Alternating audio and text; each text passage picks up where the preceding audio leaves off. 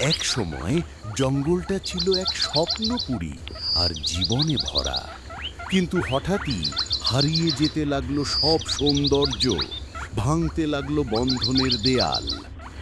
তারপর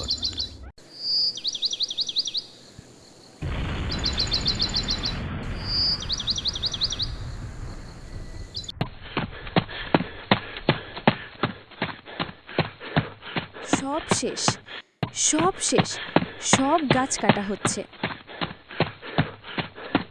সব শেষ, সব শেষ, সব গাছ কাটা হচ্ছে। সবাই শুনতে পেলে হরিণটা কি বলল?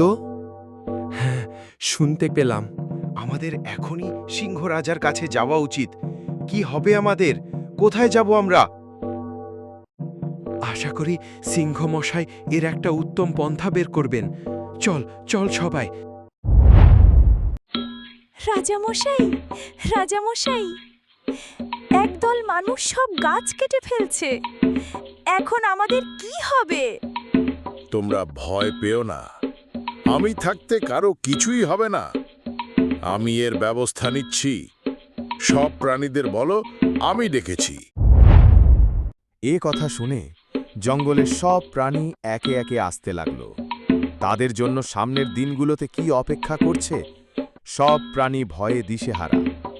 তারপর, শোনো জঙ্গলবাসী, তোমরা ভয় করো না। আমি থাকতে এই জঙ্গলের কিছুই হবে না।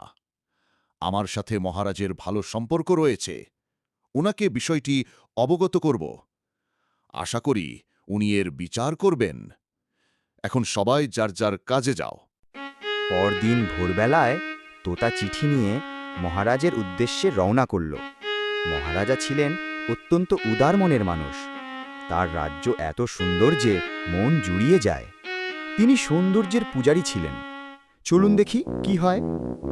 মহারাজার জন্য সিংহ মশায়ের চিঠি এনেছি। মহারাজ, সালাম নিবেন। আমি জঙ্গলের রাজা সিংহ বলছি। কিছু মানুষ আমার জঙ্গলে ঢুকে গাছ কর্তন করতেছে।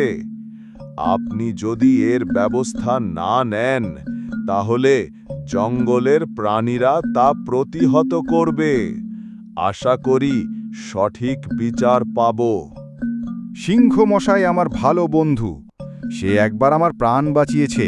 তাকে বলো আমি এর উপযুক্ত বিচার করব। শোনো সেনাপতি, কারা জানি আমার রাজ্যে বিশৃঙ্খলা করছে, তাদের এখনই ধরে নিয়ে আসো। সেনারা তাদের ধরতে বেরিয়ে গেল জঙ্গলে। অনেক খোঁজাখুঁজি করে তাদের দেখা মিলল। তারা নাচ, গান আর মদের আড্ডায় ব্যস্ত ছিল। ঠিক তখন পালাও। এদের গ্রেপ্তার করো, কেউ যেন পালাতে না পারে। মহারাজ, ডাকাতদের ধরে আনা হলো। ঠিক আছে, আমি আসছে। শুনো, ডাকাতদেরকে কারাগারে নিয়ে যাও এবং তাদেরকে লুহার ছ্যাঁকা দাও, যেন কখনো ওরা এমন কাজ না করে। সেদিন থেকে জঙ্গলে আবার সৌন্দর্য ফিরে এলো। পাখিরা গান গাইতে লাগলো। গল্পটা কেমন লাগলো অবশ্যই জানাবেন। ধন্যবাদ।